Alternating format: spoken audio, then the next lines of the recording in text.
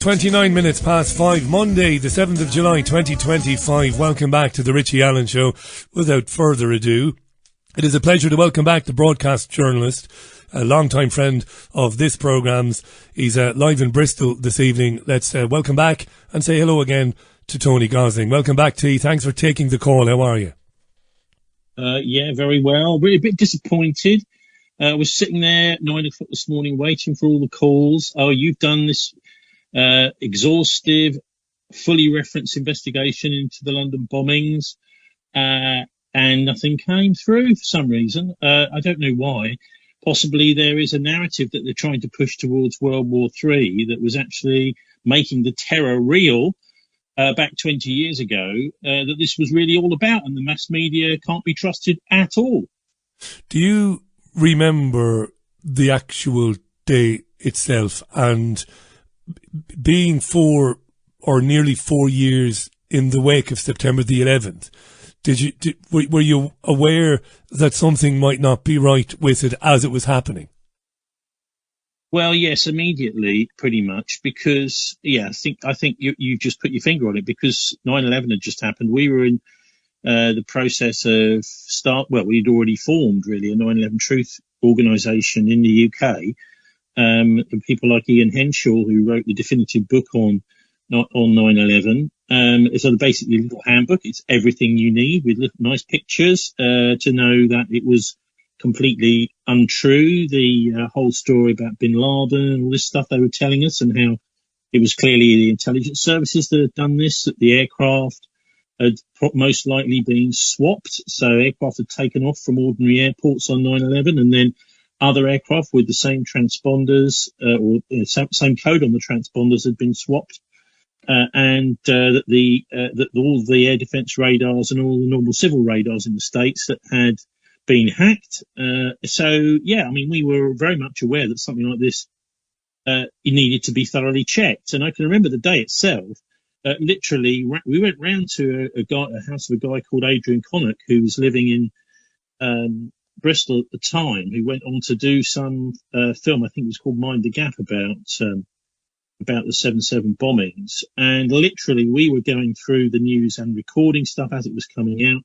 And the most, the thing that we looked at it, right, this is definitely a put-up job, was when we got a PDF, saved a PDF and printed it out on the day from Tel Aviv, which was the Jerusalem desk of Associated Press, with an article entitled "Netanyahu Changed Plans Due to Warning."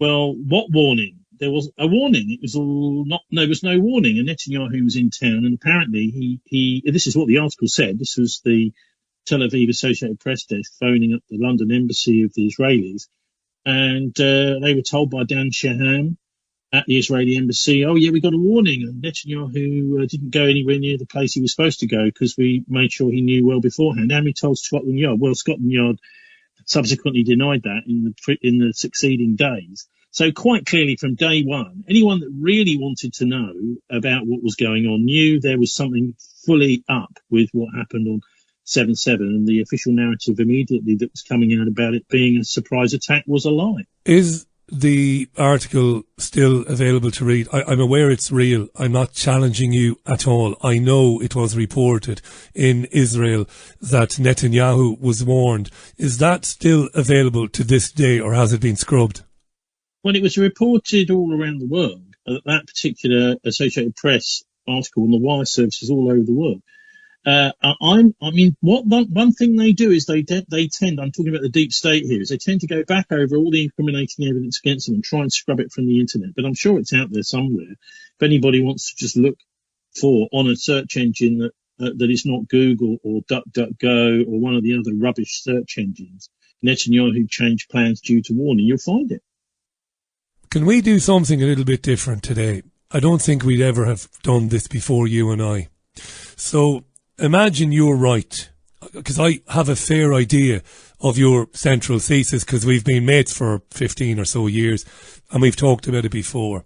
So imagine you're right then, and that in the deepest pits of intelligence, people come together and they say we need to generate more public support for these awful wars of aggression in the Middle East. So this is the starting point. How do you imagine it works? Now, bear with me. I know this is not your thing, right? But I want you to bear with me. I want you to do this for me today. How do you think it goes? Like, do we get a couple of people at the highest level saying we need to generate a much bigger and wider support for basically the wars of aggression, the terrible wars in the Middle East. Therefore, we should seriously consider staging an attack on the streets of London or somewhere in the UK. Is that how it begins, do you think, Tony? Where does it come from, that idea?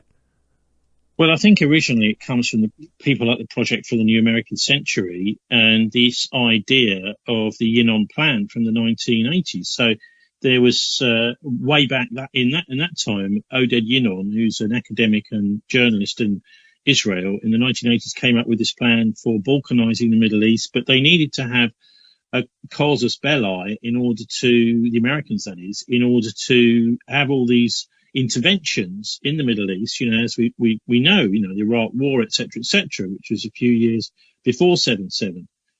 And so I think that's where it comes from. Remember, there's loads and loads of secret national intelligence organizations out there.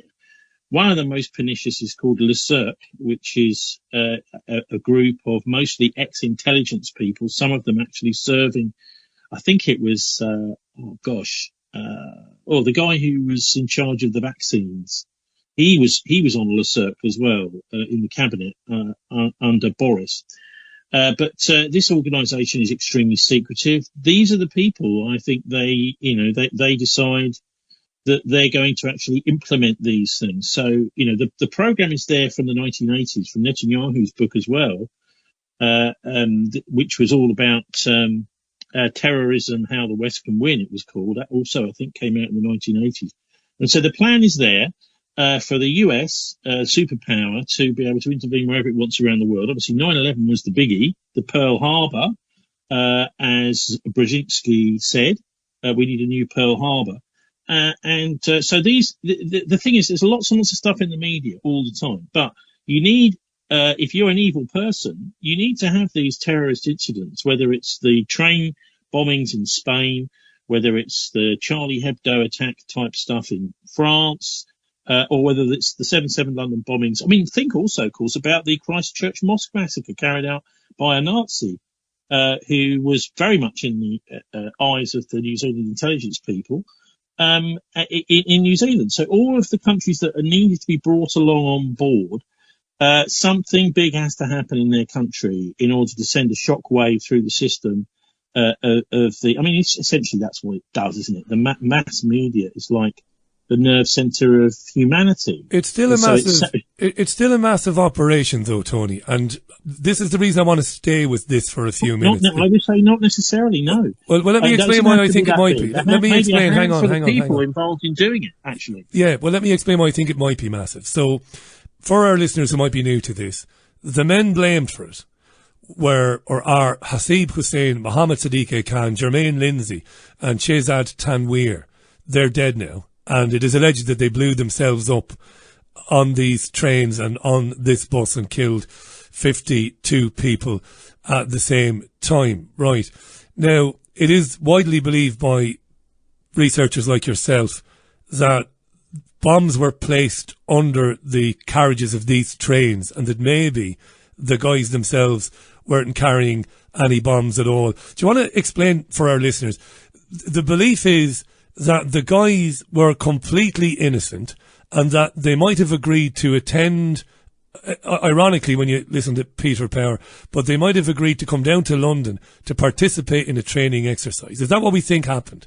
Just to go over this again for people who are new to it. Look, I don't know if you know, I did a BBC programme about maybe 15 years ago. This is a Conspiracy Files show. Yeah. For an hour, got a documentary into it all. And as part of that, we got the producer, Tristan Quinn, to watch the BBC Gladio series, which shows the NATO intelligence services blowing up things all over Europe, mainly in the 1990s, but also a bit in the 80s. And so there's a track record for this sort of thing. But look, if you want to look at something specific like the tube trains, so we had, I mean, literally, if you look at the people talking today on the television about it, many of them had their legs blown off. Now, this is commensurate with bombs being under the trains, and not necessarily in the trains. So there's no CCTV footage or photographs of any of the so-called perpetrators in the carriages of the trains or on the platforms. There's, I think, one of Hasib Hussein in one of the shops upstairs in King's Cross or somewhere like that, but nothing to put them in. In fact, even Channel 4 News' Jon Snow pointed this out at the time. He came down with a camera crew down the stairs, saying, counting 1, 2, 3, 4, 5, all the way up to 25 cameras. And he says, you haven't found any photographs of any of these people on the trains from any of these cameras. So there's that for a start. And the other thing is the access of this company, Variant Systems, which is an Israeli military-run company where the boss of the parent company was on the run at the time for fraud. And actually, I think he was at the time of the bombings, he was in Namibia. He was with the American Securities and Exchange Commission. We're after the guy. There's a crooked company with an Israeli military guy in charge of it. They were given the contract called Variant Systems to do CCTV all over the London Underground. And they had access in the night time to the tube tunnels. And that contract started just a couple of months before the bombings happened. So there's all sorts of evidence, including the fact, if you look at the photographs, you'll see the tube trains have been derailed, blown, some sort of explosion underneath them, it looks like. So that's, I mean, one of the most damning bits of evidence is that from Mark Honingsbaum, who was at the Edgware Road, I think it was, explosion from The Guardian. Straight away afterwards, he was talking to people who'd just come out of the trains, and he did an audio report for The Guardian on 7/7 on the day itself, where twice he talks about the bombs, people saying the bombs were under the trains. Now, I spoke to Mark Honingsbaum maybe about a week or so after the bombings, maybe 2 weeks afterwards, and I said, well, Mark, on that audio report, you say the bombs were under the trains. I phoned him up at The Guardian. And yet in your article that comes out in the next day's paper, it says the bombs were inside the trains. I say, how do you explain, what happened? How do you explain that? And there was a long pause, and he then said to me, not everything I submit as copy ends up in the next day's paper. Right. So I think they're, right from the word go, and it's also the fact that we've now got, everything is digital in the print media world, and we've got very, very much less live stuff on TV. A lot of it is pre-recorded, etc. So there's all sorts of evidence to me that points towards, this is just one. I mean, we did a report 10 years after, which I sent to you, which has got 13 massive holes in the official account. So none of this is being looked at, Richie, and that is because there is most definitely a attempt to get a third world war going in the Middle East, and Muslims have got to be demonized. And that's part of the idea, just as Jews were in Nazi Germany, actually. You're listening to Tony Gosling. Tony is live in Bristol, broadcast journalist, former BBC journalist. Check out his radio show Fridays at 5 o'clock, not the BCFM politics show with Tony and Martin and many, many fascinating, learned men and women. We're talking about the 20th anniversary of the 7th of July bombings. Just to go back on something, a point I didn't finish. So if this company then had taken over the account, had taken over the running of the CCTV on London Underground, this Israeli-based company, and it would have had access during times when trains were not running, so in the small hours of the morning. It sounds to me like a very big undertaking to fit out carriages with bombs, to fit out a bus with a bomb, and to coordinate all of that. What I mean, Tony, is, look, how do I know? But I'm going to guess that you might need a couple of dozen people. You might need more than that to run an operation like that. And even though I think, and the reason why I'm not challenging Tony here is because the Peter Power clip was enough for me to believe that the official story is nonsense. It's nonsense. So I'm not going to play devil's advocate here. They lied about what happened. I don't know exactly what happened or who did it, but I believe the 4 men who died were innocent. And you don't know this, by the way. But the sister of one of the bombers reached out to me to speak to me when I was doing television in London and said she'd love to come on and talk about it. Would really love to get into it. But there'd been some agreement in the family to try and just kind of get on with their lives and, you know, to bury it, to put it behind them. But they knew full well that these lads were not suicide bombers or radical Islamists. But Tony, this whole thing about putting your faith in people to carry out something like that and then trusting that they'll never blow the whistle on it ever. It's a risk, isn't it? I mean, it must be a risk. If you get people to plant bombs on trains and then it all happens on the 7th of July and then 52 people are dead and it's on every news channel in the world, you're taking a bit of a risk that somebody won't say something. I don't think so. I think it's a very simple thing to do. If you've got a small military intelligence or special forces team to plant the bombs, the guy on the bus, by the way, I don't know if you've ever spoken to Daniel Obachicki. No. I interviewed years ago, and he says that he was very much aware of what was happening. I think he did a presentation in London called the Peter Power Terror Drill Inquest. And Daniel, he was all over the Voice magazine, I think it was, a year after the bombings, a big front page spread. But he said there was nobody fitting the description of Hussein on the bus, but there was a little guy, white guy, who had a rucksack, and he went upstairs. And when he came downstairs, he recognised this guy because he was just looking suspicious. And he got off the bus just before the bomb went off. And so all you need a team to, a military intelligence or a most likely special forces team to plant those bombs that are used to planting bombs, maybe in the West Bank or anywhere else. Who knows?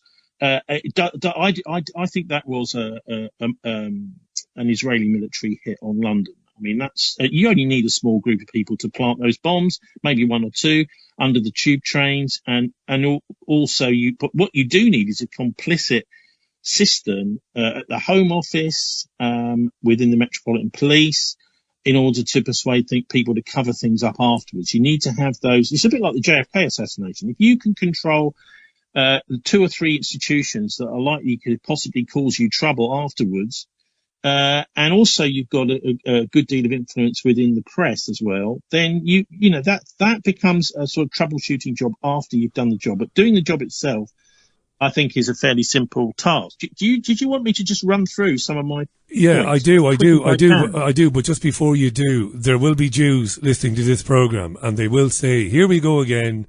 If somebody trips over a banana skin, it's got to be a Jew." There's no real evidence that Israel was behind it. Our people, and by our, because I live in this country, our intelligence agencies and our military bosses, they're no more or no less despicable, in my opinion, than the Israelis, than the Mossad. So why does it always have to be Israel? Why couldn't it just be the deep state here who decided, let's grow some enthusiasm, let's generate some more support for the never-ending Middle Eastern wars? Why does it always have to be Israel? Well, the reason why it points at Israel particularly is, first of all, these endless wars and the whole Project for a New American Century and the Yinon plan all do benefit Israel. So there's no point in all these endless wars if you don't see it that way. But also, as I said right at the start, the Israeli embassy had a warning a bomb attack was about to happen, but they apparently didn't share it with anybody. So how did they know? That's an obvious one. But anyway, I will quickly run through these, okay? So you've got, first of all, the alleged bombers are supposed to have caught a train from Luton. A couple of people did freedom of information requests to Network Rail and found that the train they were supposed to catch was cancelled that day. And it meant that the various times in the official government narrative couldn't have been true. This is important, yeah. What we know now is that there's Scotland Yard there are looking through train timetables going, oh, well, they probably got this train. They didn't check. And this goes exactly with what people have told us from places like Luton, where they're supposed to have caught the train, is that nobody came to ask anybody anything. I got that exactly because we went up to Leeds in the months after the bomb attack, and I just exactly as people were saying, well, no police have been around to ask any questions here.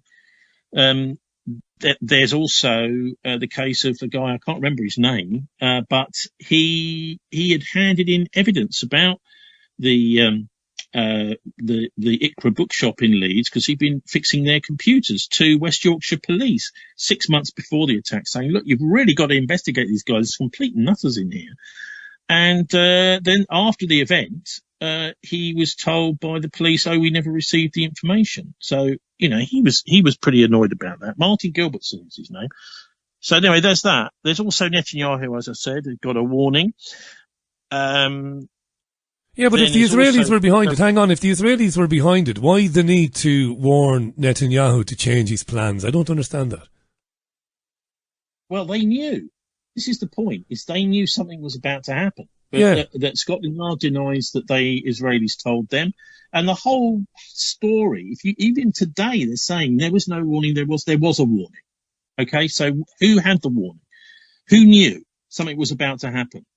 That was the Israeli embassy, Dan Shaham. Bring him in for questioning. No, it's never happened, apparently. But anyway, there's also the French anti-terrorism expert, Christophe Chabot. He, at the time, actually said these tube train bombs were really powerful, unlikely to have been homemade TATP, much more likely C-form military explosives, right? So this is the stories they made up the bombs at home. And he's saying, as an anti-terror expert, this is not homemade explosive that's been used. You mentioned yourself the Peter Power terror drills. Well, if you sit down and compare the likelihood of the same three tube stations being involved in a terror drill and in a real operation, which he called a spooky coincidence, I seem to remember, on the TV, you work out the probability. It's about 8 billion to 1 that Peter Bauer says there's no that there was no connection between the two. The people who commissioned those the Peter Power terror drill, we took ages to find this out, but around about 8-9 years after the bombings, it was told by Power himself on some program that the people who commissioned them were Reed Elsevier, who are publishers, but they're also event organisers. They organised Britain's biggest annual arms fair, XL Arms Fair in Docklands. There's also reports of chemical and biological attack police drills going on before the attacks that morning. Then you've got the fact that what happened afterwards, there was no proper public inquiry or proper trial. No, there was an inquest. There was only an inquest. That's right. Yeah, and the inquest means you can't compel witnesses to attend. That's right. It's and this is what actually some of the families are still saying. I was watching on Sky TV last night. The families are still saying, well, we never had a public inquiry. All we had was these inquests. You can't. And an inquest is designed for a single death. 54 people died. So this is obviously needs a public inquiry. Blair said at the time, who was, of course, the PM, good old war criminal Blair, that it would be a ludicrous diversion to have a public inquiry into this, right? So he's just saying that the normal course of the law is a ludicrous diversion. Well, we all know about Blair, don't we? And what a snake he is. So none of the questions were actually answered by the families at the inquest. It was absolutely horrific for them. And if you speak to any of the families of people that lost loved ones, they all agree on this, that they were just completely stonewalled. This guy, Haroun Aswat, was the apparent mastermind at the Finsbury Park Mosque. They had a little group of people who were part of something called Al-Majaroon, which is known as an MI5 operation. He was in touch with all the four alleged bombers on the day of the attack, and then he was arrested for a while, but then he was shipped out to the United States on another charge. So they whisked him out of the country. He wasn't even there at the inquest. This guy was chit-chatting with the alleged bombers. But one of the most important things was dug out by a friend of mine, Fran Anderson, from London, who was looking into this with us at the time. The alleged bombers Mohammed Sadiq Khan and Shahzad Tanweer were given terrorism training via the Iqra bookshop in Beeston in Leeds by a former Royal Navy Special Boat Service soldier called Martin McDade. He was taking them over to Cumbria and saying, well, we can do some terrorist training here, blah, blah, blah. What is the Special Boat Service doing, training people to bomb London and attack people? Well, that's obviously, this is a bit of cooperation. But this doesn't make any sense, Tony. It makes no sense to me at all, this, because everybody... But they're being framed, aren't they? Yeah, being framed, yeah, but why would they even consent to do terrorism training? Like Mohammed Sadiq Khan was beloved in his community. This youth worker. This was a guy whose all his ducks were in a row. A kid with a very, very bright future. I can't imagine why, if somebody said to him, "We'll take you out in the countryside and we'll give you some terrorism training," why would he participate in it? I don't understand that.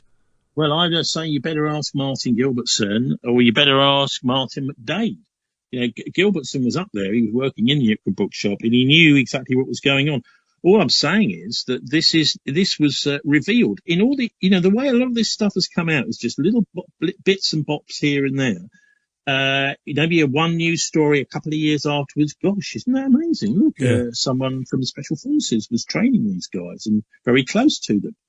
That's I think a pretty comprehensive list. But I did get a phone call, by the way, after that documentary went out on BBC, the Conspiracy Files, from a guy. He said, I've been working in anti-money laundering up in the Met Police, and I can tell you that one of the bombers was actually a money launderer. That was his job, and he was assuming that he'd been brought down to London to meet people to carry on with his money laundering. I think that was Shahzad Tanweer, the guy that was doing that, maybe one of the other ones. I can't remember. But anyway, I was getting some quite interesting calls from people after that thing went out on the BBC. But they don't want to talk to me now. In fact, I contacted the company that's just done I think it was for Sky over the last few weeks, or maybe BBC. I'm not sure who's put this out, but there's been a film out about the 7/7 bombings, talking to the families and victims, etc. And so I tried to contact them tail end of last year, saying, look, I've got all sorts of things to say about this. They wouldn't even let me know who the producer was. They're like, the mass media now is like a fortress. It's not allowing information in that it doesn't like, particularly to do with terrorism, politics, or anything like that, because they've got this hidden agenda. Yeah, it's a Sky documentary. I've watched a little bit of it. It's on Sky Documentaries. In fact, there's so many comments coming in about a read. Some of them, Tony Gosling is our guest this evening. We're talking about the events of this day 20 years ago. 52 people, 56 if you include the alleged bombers, killed in London in train stations and on a bus. We were told it was Islamist extremism, and I think most people believed it. We'll come to that in a minute about the impact it had on the country. But Isabel is listening with great interest on the Sky documentary, which is airing at the moment.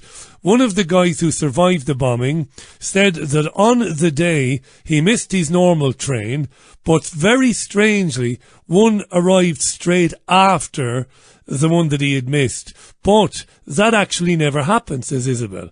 The second train is the one that blew up. Has anybody ever looked at the schedule of the extra train? Perhaps they added a second train to try and have less people on it, and as such maybe limit the damages. There's so many of these coming in. Gary says perhaps the terrorism training Tony mentioned was training on how to respond to terrorism, or maybe to prevent it, Gary. That's very good. Hi to Pandora. Richie, recall too, Khalid Khalik was jailed 18 months over a planted DVD in his home. with CIA training manual on, or Al-Qaeda training manual on it, that he had never accessed. He was a useful witness to the cops, and he knew too much about Mohammed Sadiq Khan. Hi to Ardal. Richie, Tony mentioned the desire to start a third world war. What does he have to say about the Albert Pike letter, which predicts that World War III will emerge from the Middle East? There's many more of these. I better stop and allow you back in, T. Well, the last one, quite clearly, that's a fascinating coincidence, isn't it? This 1871 letter, allegedly written by one of the top Freemasons in America, who'd been involved in the American Civil War. Well, what they were doing in the Civil War was really not much to do with slavery. It's much more to do with centralising power in Washington during the Civil War. So Albert Pike, he was a captain in the Confederate Army, but he was also the Grand Master of the Scottish Rite Freemasons, whose motto is Ordo ab Chaos, order from chaos. So if you can see chaos going around you, maybe someone is doing that deliberately in order to control the outcome. So that letter was sent to Mazzini over in Italy, who was doing a similar thing in Italy, bringing all these various different cities, states and provinces together into one country, centralising power. And it says basically in a nutshell, Richie, it says the First World War will be, well, they talk about 3 world wars. The first one, the idea is to clear the Ottoman Empire out of Palestine. The second one to plant a Crusader state, which I think we can look at as Israel. And the Third World War, the idea is the Zionists are going to have a massive fight with the Muslim countries. And I look at this as quite similar to the loyalist offensive with the British Army in Northern Ireland. It's almost as if Northern Ireland was a trial run for this, this massive war they're trying to create in the Middle East. So whether or not that's true is, it's an amazing, a bit like Peter Power's spooky coincidence, isn't it? If the letter is true or not, but it certainly seems to be what's going on in front of our eyes. The thing about a massive war escalating in the Middle East is that there appears to be no desire whatsoever on the part of the Egyptian government, the governments of Qatar, Oman, Saudi Arabia, Pakistan. None of these countries wants to get involved with Israel. It doesn't seem to matter. I mean, we can say it. This is a free speech platform, as is Tony's radio show every Friday. It's exceptional, not the BCFM politics show. Check out thisweek.org.uk. Check out bilderberg.org. Listen to Tony's programme. Look, we'll say it. The Israelis are committing genocide. We know this. I mean, it astounds me that even Sky News now are putting IDF soldiers on the air. And they're saying, yeah, we're just killing civilians arbitrarily. Just killing them.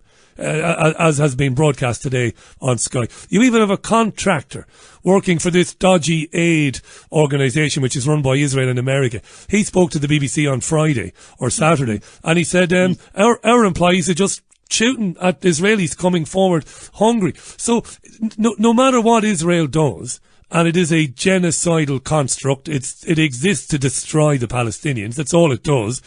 It doesn't matter to Pakistan, to Egypt, to Morocco, as I said, to Saudi Arabia. I just don't see how those countries could be, even Iran, could be motivated into a major conflict with Israel that would be scalable or would have the scale that we would say, okay, that's a third world war. Now, maybe it's wishful thinking on my part, Tony. What do you reckon? Well, I remember having a chat to a guy who'd been involved in the Vietnam War years ago, and he was talking about how they got that going through the Gulf of Tonkin incident, with Jim Morrison's dad involved in that, as I'm not sure if he was an admiral at the time. The idea is you just create a false story, a false event, and you put this out across the news across the world. They even had a picnic, apparently, with the Vietnamese government, the American embassy. And the news story that came out of it was that people had been killed and attacked at the picnic. It hadn't actually happened. But the idea is, and what he explained is that you need to harden the sides before you have a really big war. This expression, hardening the sides, the idea is that people have got to kind of choose in their own minds. You've got to force them to choose one side or the other. And, persuade people, as they're doing in this country right now. that Sadiq Khan is an evil mayor of London. Well, he may be, but the reason apparently is because he's a Muslim. And the Muslims are trying to get into Britain and take over Britain. These sorts of ideas are being pushed out there by the likes of Katie Hopkins, Tommy Robinson, people like that, in order to get people to go one side or other of this divide. The divide really starting, it seems to me, with the Palestine-Israel conflict and working its way right over to civil society here in Britain. So, I mean, that seems to be what's going on. And the outcome, the point of it all, I mean, obviously, one of the major points is an enormous clampdown on civil liberties. So anybody that people in authority don't like the Palestine Action people now, can just be thrown in jail, intimidated, in a sort of 1984 style fashion. And also, of course, the arms companies stand to make an absolute fortune. And Billions, as economies start to collapse, normal people's, like the, family businesses start to collapse because the war economy is starting, because there's no disabled people, they're not getting any money, they can't spend it, there's less money circulating in the economy, etc. All this money starts to be funneled into the war machine. And I mean, that happened in the Second World War here in Britain, but that's because I think we were fighting a just war against Hitler then. But the idea is that the whole, I mean, literally the whole of the Western world is now predicated, it seems to me, on these massive private equity firms, BlackRock and people like that. They just want, every time they see chaos, like whether it's a farm, it's an opportunity. Managed to carry on anymore. They are snapping up this stuff. They're owning it. They're taking it over. I want to push back. Hang on. That's the point. That's the point of the chaos. That's what I'm trying to say. Let me push back on Katie Hopkins and Tommy Robinson, both of whom I don't pay very much attention to these days. I understand where you're coming from. I think it's a lot more complex than you're letting on, and I think you know it too, because while there might be an agenda to convince people that the Muslims are taking over, I challenge you to come up here to Weast and Salford. I challenge you to come to Burnage in Manchester, come to Bradford, to the eyes and ears of people living in those parts of the world. In the last 2 to 3 years particularly, it looks to them like their communities are changing. And a lot of very young men whose religion would be Islam have arrived in their communities. Properties are being, basically, you've got land, not landowners, but you've got prospectors, people who make their money in property. You've got them buying up flats and buying up houses and then taking 5-year deals with the local authority who take the property and put these young men, a lot of them are young men, and they are coming from countries where Islam would be the philosophy, and they see it happening, Tony. Can't get a place for the kid in school. I'm struggling to get a doctor's appointment. My community is transforming in front of me. So as far as those people are concerned, the Muslims are taking over. You can leave Katie Hopkins and Tommy Robinson out of it, but that's how people see it. And my final word on it before you come back in, the reason why this narrative endures is because the left completely abandoned working class communities up and down this country. And when people raised these concerns, they were accused of being dirty little bigots. And they were told that waving the Union Jack or the St. George's cross flag is, it's a seedy, kind of a dirty thing to do. You can't deny what people see in front of their eyes. I've lived in Weast and Salford since 2019. Jesus wept. The change demographically here has been staggering, Tony. Staggering. Yeah, okay. So we've got crims in all communities and we've got good and bad people in all communities. My own experience of Muslims in Bristol is they tend to be rather godly, rather caring, rather thoughtful. And obviously there are many people who are part of those indigenous communities and incoming. I mean, we've got lots. We've got Somali communities, we've got Chinese communities, we've got all sorts in Bristol. But, this is like throwing the baby out with the bathwater. What we're saying here, apparently, is that because somebody is Asian, well, we don't really know if they're Muslim or not, and they may be a criminal, that they're a Muslim. Now, look, you have to look inside someone's heart to know what their faith is. So I just don't buy that at all. And it's the same exact thing with the Zionists and Jewish people. So there are some people, Jewish people, who are very close to God, others who are criminals. And so what they're trying to do is to frame everything, it seems to me, as they, I'm sure you know, did in Northern Ireland, as a religious conflict. It's actually nothing of the sort. It's a conflict of racists. So the bad people in the different communities are using their difficult situation that they're in, and they're blaming the people across the road for it. They're not blaming the people in the City of London. They're not blaming the people in central government, in the Treasury. They're not blaming people in the deep state, Chatham House, and these other elite institutions in the universities, in the mass media, because they don't see them every day. They don't see them face to face. They're not blaming them. And whilst we mentioned the head of the snake, I had a fascinating conversation with a woman in Lymington last week when I was down on the south coast, just walking along the road with a little kiddie who she was chatting to the little kid about God, and I intervened a little bit. She didn't mind at all. And at the end of it, we were having a conversation about what's going on in the world. And she said to me, she stopped and turned to me. She said, actually, I think England is the head of the snake. You know, that's interesting. We had a laugh about it. And I gave her my card.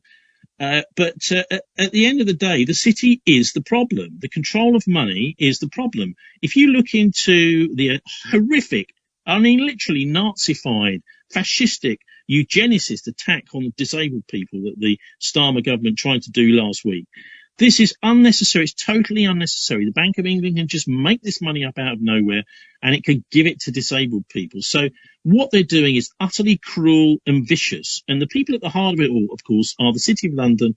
And if you have a look at the guilds and the Guildhall, people that actually run the City of London, and by the way, the Royal Courts of Justice, which are there, where the Palestine Action Protest was on Friday, and the City of London Police, you will find whole series of livery companies and Masonic lodges where much of the discussion takes place in total secrecy. And I would suggest to you that you have there, that is the snake in many ways in this country and possibly in many other parts of the world, because it extends, of course, to the United States and places like Israel.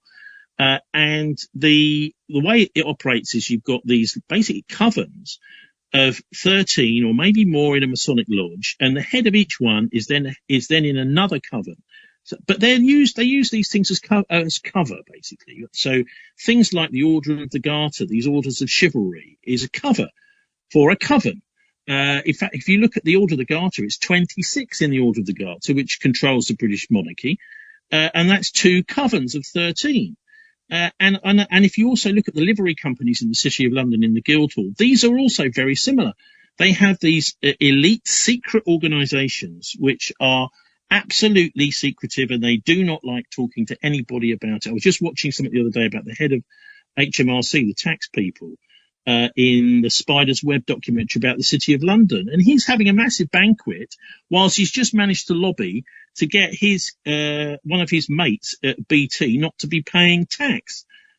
So these people are crooks, but they're hiding it all under I think in these orders of chivalry, you know, Sir this and Sir that, in not just in the UK, of course, in other places like Germany, France, these things, Malta, they also exist.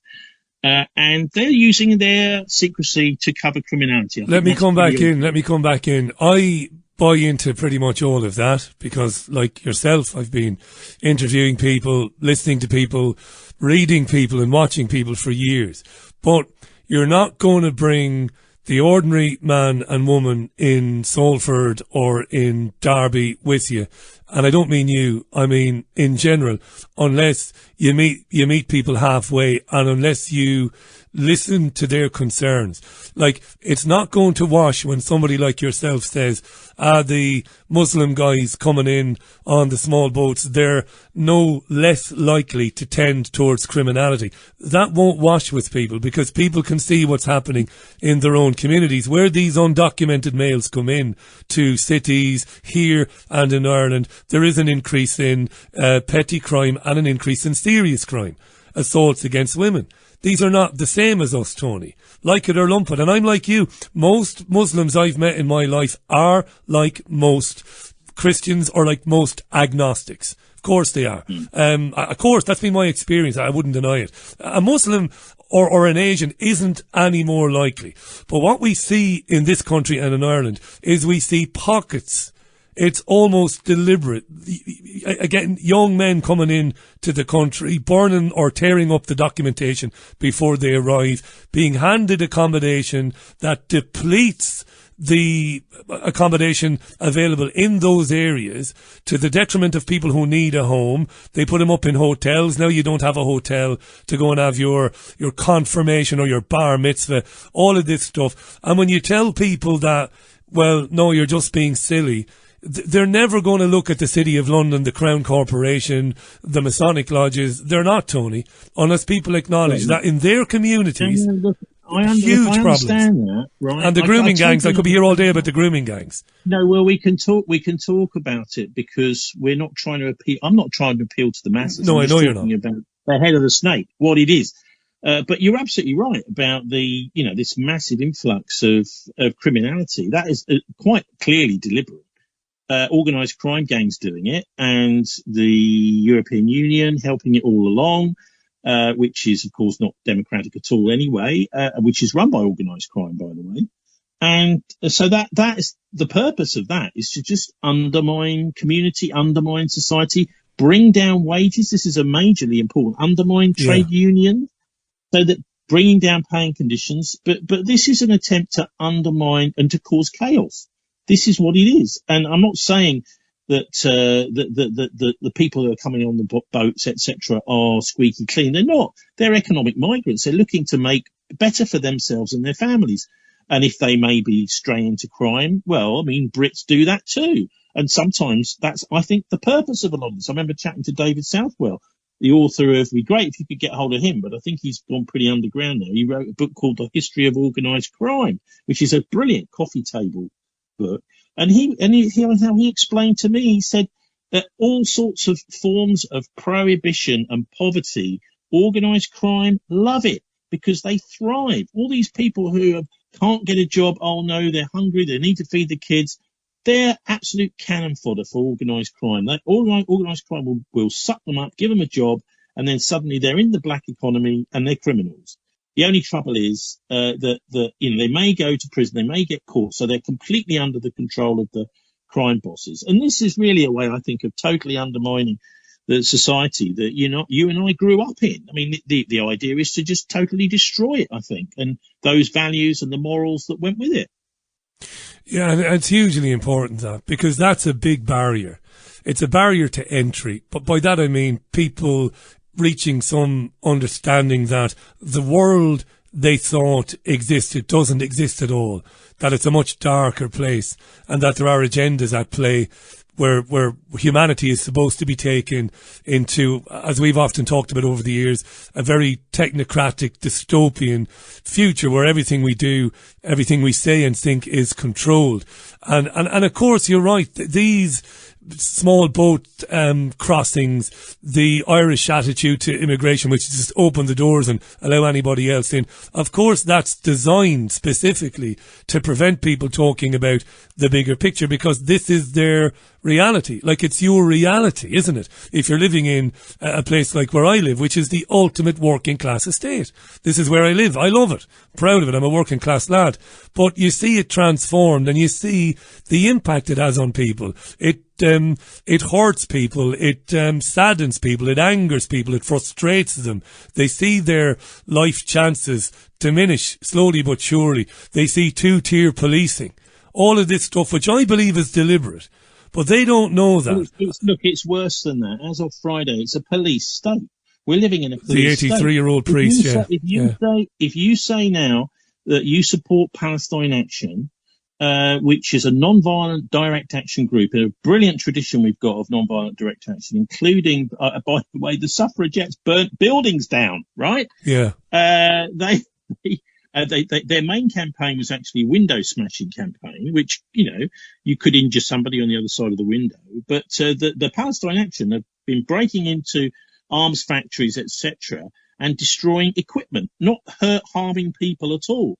And Rowley has been, by the way, I don't know how much you know about this, but the Palestine Action court cases that have been going on at the moment, most of them have had to be halted because Yvette Cooper, the Home Secretary, and Mark Rowley, the Chief Constable at the Metropolitan Police, have been blabbing off and spouting off lies about Palestine Action being violent, using weapons, all this sort of thing against people. That the trials have had to be halted because this is all sub judice. They're prejudicing the juries.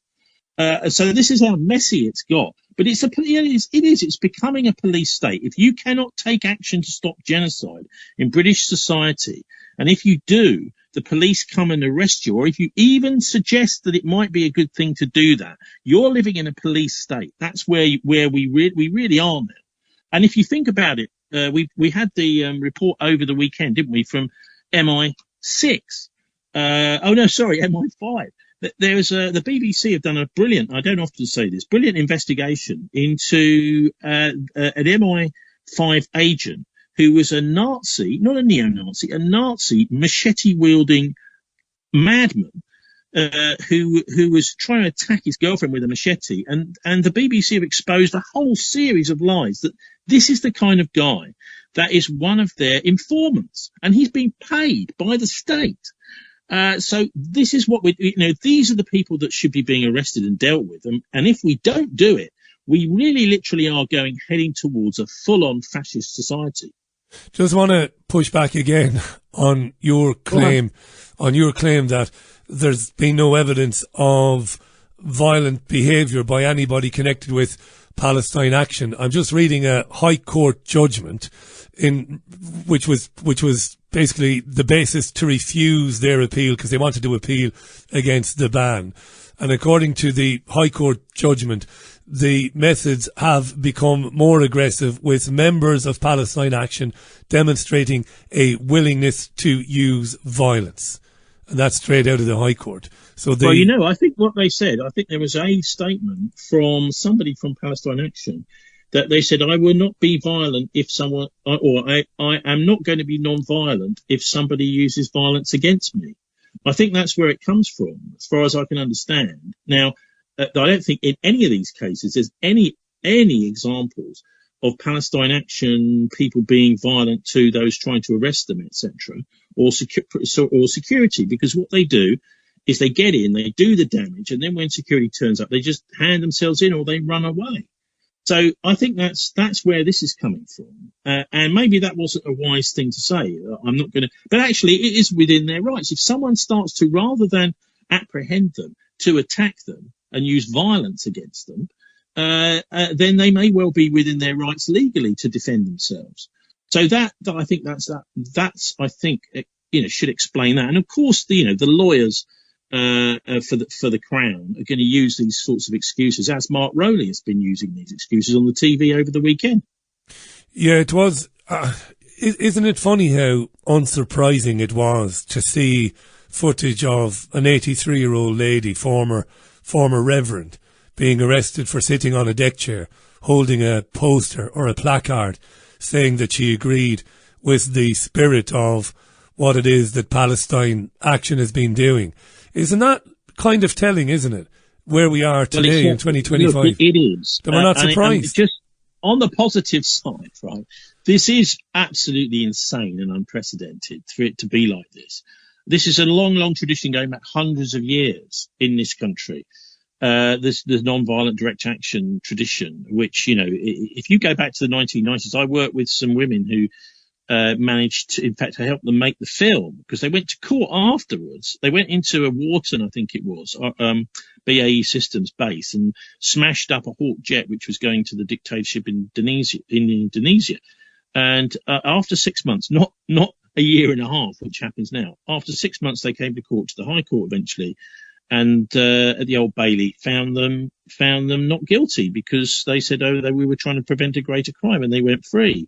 But in those days, that was the way the law went. Now what they've done is they've stopped them introducing anything to do with motives into the cases. And also they're dragging these cases out for years and keeping people in custody on remand, even though they haven't actually done anything, they're not committing terrorism. What they're doing is they're damaging a machine, which is making a drone, which is going to be used to kill Palestinians. And so there is this long, long tradition of this sort of stuff been going on. And so it's it really is, like I say, it's unprecedented to see this sort of. I mean, I don't honestly know how long it can go on. You're right to say about people like this being arrested. Maybe this is just going to become the norm. Maybe that's why they were emptying the jails last year, so they can fill them up with old ladies and vicars. With old ladies and people who say a prayer 500 feet from an abortion centre. I agree. Tony Gosling is our guest. We've got Tony for another 8 minutes, and we will leave it there because I reckon we've had a couple of hundred messages come in, and many of them are fast. I want to read quite a few of them up until the end of the programme. Look, I happen to believe personally, tragically, these false flag events are ultimately very successful. I believe the 7th of July false flag event was ultimately successful. I remember it's just before we left and decamped to Spain. I remember the shock around Manchester, South Manchester, in communities, the horror that, it hit people, the horror of it, and I have no doubt that it softened people's stance when it came to the wars in Iraq and Afghanistan. Maybe you'll have a quick comment on that, but I have to ask you as well about something. Maybe it's related, maybe on some level it's related, maybe everything is related, Tony, but for the Department of Justice to announce over the weekend that Jeffrey Epstein, the paedophile, the financier, friend of Prince Andrew, of course, and many others, Donald Trump, Bill Clinton, and Hillary, and many others, that Epstein didn't have a client list. He wasn't blackmailing prominent citizens of business and of politics, and he definitely wasn't suicided. What is your response to that? Because much hilarity I noticed on social media overnight. What do you reckon? I think Virginia Giuffre was murdered. That's what I think, because she was a very, very important figure exposing a lot of this stuff. She was Virginia Roberts at the time, and the famous picture with Andrew, because this is an intelligence operation. It's an intelligence honeypot. So all sorts of people are brought in there. They're filmed, recorded, and their hard drives are sitting in Tel Aviv right now. And some of these people are, I imagine, being threatened, saying, "You're going to do this. You're going to make this decision now." I think this is one of the reasons why so many people who seem absolutely useless and incompetent are being propelled into powerful positions, is because they're blackmailable. And of course, Epstein and Ghislaine Maxwell were running this. I think Ghislaine was probably the main organizer, the main part of it, and I would imagine that she still has some sort of role from even within jail. But it was certainly a Mossad, as of course her father was involved with the Mossad. It's been several years since Virginia Giuffre came out and said that Prince Andrew had effectively committed statutory rape, right? So there was a lot of time. Hang on, there was. I agree. Let me finish. Yeah, I mean, they were both victims, Richie. Yes, yes, but hang on. There was from the time Maitlis interviewed Prince Andrew on BBC Two or whatever, BBC One. Since then, a lot of water has flown under the bridge. If Virginia Giuffre knew other names, why didn't she release them, do you think? Well, maybe she was planning to, and that's why she was murdered. Certainly, the thing is, she is an absolute running source. She was right in the middle of all of that, and they had to get rid of her because she could be on TV programs. She's well known. Many journalists have got her number, etc. She's a ticking time bomb. And the other thing, to say about all of this 7/7, etc. stuff is you've got to understand what's going on now is a kind of rerun of the Crusades, the medieval Crusades. That you think of all these Europeans going out to create, well, it wasn't a caliphate, was it? It was the kingdom in Jerusalem. We had several kings. The Templars went over there. If you go to Bristol now, you find Baldwin Street in the centre of Bristol. Baldwin was the king of Jerusalem. So they had a go back in medieval times. The Satanists did, and that's who the Templars were, by the way. And they failed. So they're having another go today, and they're doing a lot better, it seems. So it does seem to me it's all coming to a head. In other words, the whole of history is coming to a head. And that's why on my show every week I say, well, it's not the end of the world. Or is it? Because it could be, Richie. It really could be the ultimate, World War III, a massive battle in the Middle East, and Armageddon. That seems to be, where we're heading at the moment. It wouldn't be, might very well be, it wouldn't be an extinction level event. So obviously many, many millions, if not tens of millions, might die. But the Earth would endure, wouldn't it? And it's really a matter of what would be left over, what would happen thereafter. Do you want to give me a quick answer on that before I move on? We're living in a world now where we've got television and we've got nuclear weapons. Now, we're the first generation to really have to deal with all. And I think we better be ahead of the game. We better understand that ruthless people are going to use those tools to bamboozle humanity whichever way they want. And you can be damn sure if those nukes start going off, they're going to be in a little bunker right under the ground somewhere, and they'll pop up afterwards saying, it's our world now. But I think there's definitely eugenics and population destruction is in the minds of the elite. That's what they want. They want to reduce the Earth's population. And what better way to do it than by, obviously nuclear war is also about fear. You can use a nuclear weapon to scare someone into doing what you want as well. But we've really got to be up to speed, I think, on understanding that this whole polarity between China and America, I don't think there's much difference between the two. If I look at the sort of surveillance that's been rolled out in China and the control there is within the US political system, that I would suggest that both of them are being controlled by the same side. The only really big independent force in the world, it seems to me, are the Russians, the good old Orthodox Russians. We'll save that row for another programme. I look forward to that. Tony has written a book, by the way, which places a lot of this in context. It's called The Traitors of Arnhem. You'll find it online. You'll find it on thisweek.org.uk. Amazon, do check it out. Not the BCFM Politics Show, live on Friday. Is a must listen. Not Amazon. Amazon don't buy it from Amazon. We want your passport. So I said no. And so they booted me off Amazon. It's on eBay. But the easiest way to get a link to it is just go to Bilderberg.org. Yeah. And the links are there. And it's free. If you can't afford it, just, don't want the paper version, you can download it and read it for free. But if you can't afford it, do pay for it because independent journalism is disappearing. Tony, thanks for today. Really appreciate it. I look forward to speaking next month. And I'll be listening on Friday, as always. Cheers, Tony. Thanks for that. The great Tony Gosling, live on the Richie Allen Show for Monday, the 7th of July, 2025. Lots of comments obviously came in during my conversation with Tony. I'm going to get to them in a moment. Thank you for all of these messages. I really appreciate them. Colin was in touch to say that crusades were a reaction to the 200 years of Islam rampaging on Christian countries. Well, it depends on how far you want to go back. Very subjective, Colin.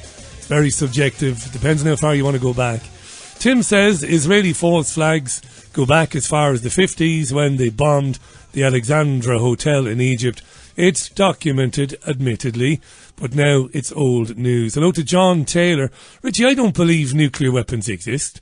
I think the idea of them was put out there as another of the many things to put people into a state of fear. Well, people who lived in Hiroshima and Nagasaki, John, might disagree with you. People who survived it, there's enough images and video film out there to suggest to me that a bomb, whether you call it a nuclear bomb or not, but a bomb capable of causing incredible destruction, existed in the Second World War, existed towards the end of it, and I imagine they have thermonuclear weapons today that could level entire countries. That's my take on it.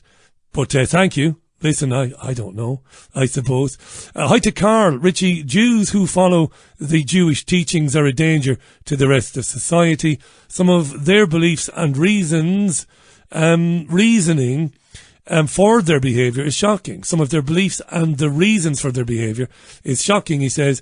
More to the point, they have the power and backing to carry out these atrocities. And then he mentions dancing Israelis. But, Carl, you can apply that to any belief system, whether it's a belief system around religion or any other philosophy. What about the interpretation of Islam in places around the world where unspeakable things are done? I saw a report today out of Afghanistan I didn't see it on the mainstream media now, but I saw a report and a video, I wish I hadn't seen it, of a man having his hand amputated because he allegedly stole something. The video is genuine and it's very, very recent. What about that belief system? Isn't that a danger to society? Like, if you believe it's okay to chop somebody's hand off because they stole, aren't you a danger to society? You see where I'm going with that? Hi again to Mark, who says there are numerous articles in the press concerning Virginia Giuffre being in a domestic abuse relationship. She's out of the way now, so the case is closed. Donald Trump was on the Epstein list, according to Mark. Alan Dershowitz is the real Mossad demon, says Mark. Well, didn't Dershowitz admit being in Mossad recently? Or am I wrong? I think so. I think I'm right. Hi to Paul. Richie, I read that buses were diverted so the Israeli embassy would have a better view of the 7th of July attacks. I'm not sure, but Netanyahu seemingly was there, says Paul. Thank you, Paul. Hi to Nigel. Richie, I was, he says, indifferent to a lot of what's been going on for a long time. So my critical thinking ability always had me sceptical, especially since the 9/11 attacks. Listening to your show has broadened my mind and saved my sanity, says Nigel in Ards. And he sent me a WhatsApp video. Thank you, Nigel. I'll check it out a bit later on. Ray's in Edinburgh, and he says, if you believe that the hidden hand wants a one world government, one world army, and a single currency for the world, everything makes sense. Add to this population reduction. Think of it as a 100-year plan, and it all adds up, says Ray. Thank you, Ray. Thank you, Ray. Thank you, Colin. I like pushing back. Dominic says, Richie, ask Tony about Bandage Man in respect of the 7th of July bombing. Sorry I didn't see that, Dominic. Appreciate it. A listener came on to say that the lobby, namely the Israeli lobby, funds Tommy Robinson and Katie Hopkins. It's a 40-year plan from Netanyahu, literally a demon. Now, we know that Tommy Shitbird Robinson has been seen in Israel. We know this, but whether or not he is funded by the Israelis is a matter of opinion, I think. I don't know if there is any hard evidence that Robinson has taken money from the Israelis. I'm not being naive. Maybe he has done, but is there any evidence? As for Katie Hopkins, I don't know. I just don't know, really. When it comes to her, I don't have a lot of time for her. Gabriel is in Garryowen. Perhaps loyalty to a state like Israel is easily explained as they are all military personnel.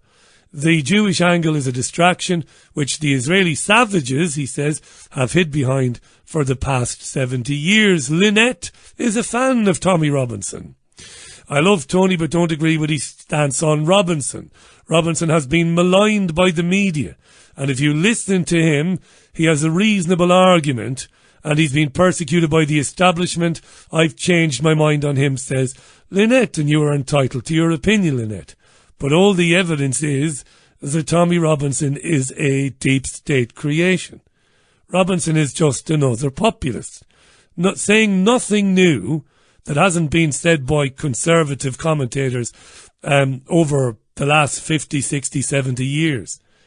Very, very wealthy man, Robinson, and backed certainly by people in America on the conservative right to the tune of a lot of money, would be my opinion. But it's not for me to tell you what to think. David says in 1964 an Israeli submarine torpedoed the USS Liberty, hoping to blame Egypt, but intelligence had already intercepted the false flag, yet there was no retaliation. William is in Scotland. He says, I see it a bit like this. Where you find MI5, you find Mossad, you find the CIA. They are different only in name, and they are not controlled by any political leaders, says William. Thank you, William. Hi to Carlos. Don't tell them your name, Pike. It's the BBC in plain sight. We were talking about Albert Pike earlier on and his 19th century prediction about the world wars. Perksy says, hello Perksy, Israel, UK, reign over US states of mind, says Perksy.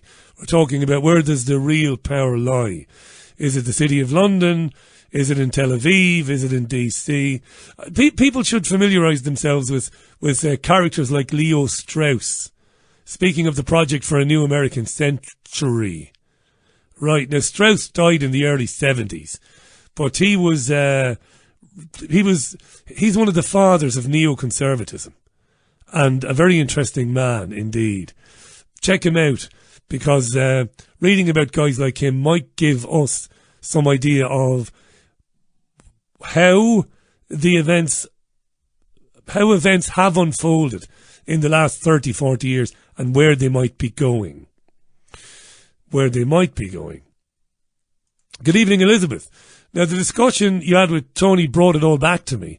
I followed what happened in London in real time, and I knew it was a false flag because I'd already thoroughly read up and checked out September the 11th, all the details about the metal being exposed upwards was consistent with a blast from underneath.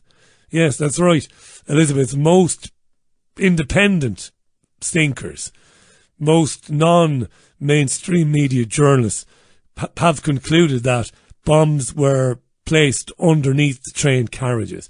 I also heard the report live at the time from Peter Power about the exercise, just as planes were doing exercises on September the 11th, blurring what is real with what was an exercise, says Elizabeth.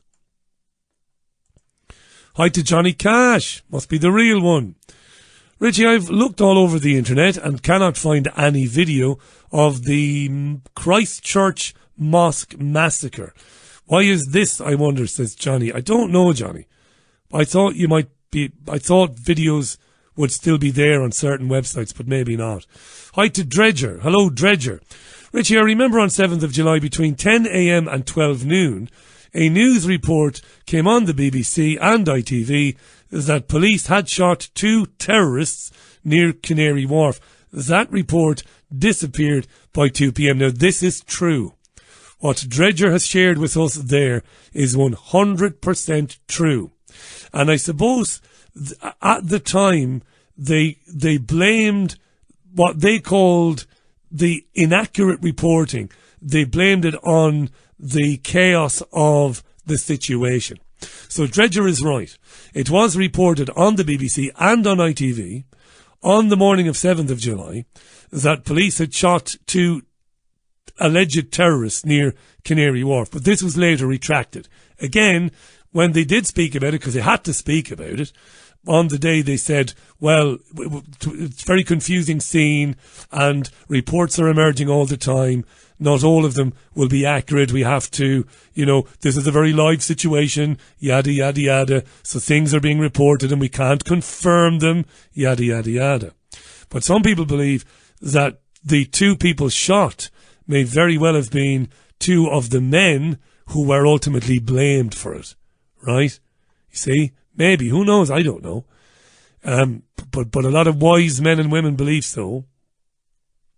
Let me go back up to the top. Thank you for all of these messages. Terence says the Crusades were justified. Islam conquered all of the Christian Middle East and North Africa, murdering millions, including the conquest of Spain and the attempted invasion of France that was stopped by Karl Martel and the Frankish army. Islam was founded in 632 AD and the entire Middle East was Christian by the 3rd and 4th century. Thank you for those messages. Let me just check out the BBC News website and Sky, bring you up to date with the headlines. Again, and I talked about this earlier on, the BBC is all over the flooding in Texas that came about because of the Guadalupe River bursting its banks because of heavy rain on Friday. And I opined at the beginning of this programme as to the reasons why the British media will give so much coverage to something that has happened thousands of miles away in America. And I believe there are some very deep reasons why they do it, right? Because ultimately, the flooding in Texas and the loss of life there, which is terrible, isn't really relevant to a British audience, a British news audience, not relevant to you. Again, maybe 5 minutes or 2 minutes before the end of a bulletin, you can say it because it's it's an item of interest.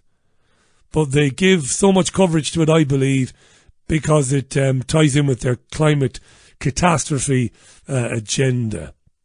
Here's an interesting one. You remember last year there was a very serious incident at Manchester Airport. Remember, July 23rd last year, airport police were called to an incident at the Starbucks Cafe in Terminal 2. July 23rd. A man, a British Muslim, was believed to have headbutted a customer, and then 4 police officers approached him and others at the pay station in the terminal's car park, and footage emerged later of the police arresting some of these guys, and one of the police officers seemingly stamped on a guy's head while he was lying face down, prone on the ground. Well, this is in court now. This airport brawl has eventually made it to court there.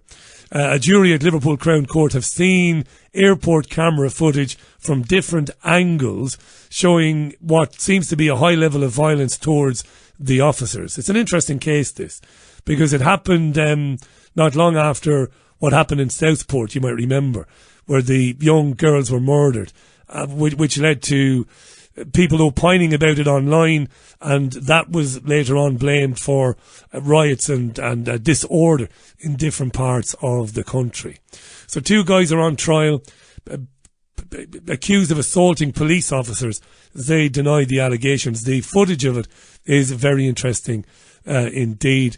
That's making the BBC News website this afternoon, and that's kind of it, really. Benjamin Netanyahu has been in DC today meeting the US President Donald Trump. Trump was talking about how he can bring home the hostages and how he can broker a deal between Hamas and the Israelis. Whether that is true or not, I don't know. It'll remain, that remains to be seen. We'll have to watch that over the next few days. A day is a very, very long time in politics. Things move so quickly these days, don't they? And that's pretty much it, really. For me today, I'm going to take my leave of you now. Just to say that tomorrow, before I do that, I'll read some more. I have some more messages coming in. Tim says, Richie, confusion of events on the day. Wasn't that the same excuse as reporting the collapse of World Trade Center 7 before it hit the ground? Yes, that's right. Remember that? When the BBC reported that World Trade Center Building 7 had collapsed, when in fact we could see the building standing behind the reporter who was still there in a live shot. That's right. And they said it was all very confusing. Confusing, chaos, information coming in on the second. Hi to Lee Walker, who recommends a documentary called Ripple Effect. A number of you have seen this documentary. Me too. I watched it some years ago. It's an interesting film. Mark says, Richie, I remember the police saying they shot dead Jean-Charles Demonise, the Brazilian man, because he was carrying a bag with a wire sticking out from it. He ran from them, jumped the barriers at the tube station. We now know there was no bag. He wasn't running away, and he never jumped the barriers. They followed him and put 7 bullets into the man. Nobody was prosecuted, says Mark. This is true. Very strange case of Jean-Charles Demonise. Hi to Carol in Waterford. Hello, Carol. Richie, you'll want to watch BBC 2 at 7. Weather beyond the forecast. Heat waves, the new normal. Carol is telling me that the BBC is running a programme this evening which is going to be a bit of climate change propaganda. Thank you, Carol. No doubt I'll check it out. Wayne has been in touch to say, Richie, I have an occult perspective on the bombings. Any occultist, and I believe the Hidden Hand are black occultists, time rituals and projects using auspicious dates to increase their chances of success. So Wayne reckons the people behind many of these agendas and false flag attacks are occultists, and they schedule these events using dates deliberately choosing dates to increase their chances of success. Number 7, says Wayne, is considered to be a spiritual and a lucky number. Day, month and year are all number 7, as numerologically 2005 is year 7. Yes, if you add 2 and 0 and 0 and 5, you get 7. It was on day 7, on the 7th month. That's right, Wayne. Maybe there's something to it. Wayne certainly seems to think so. In any case, thank you, Wayne. Well, there you go now, dear listener.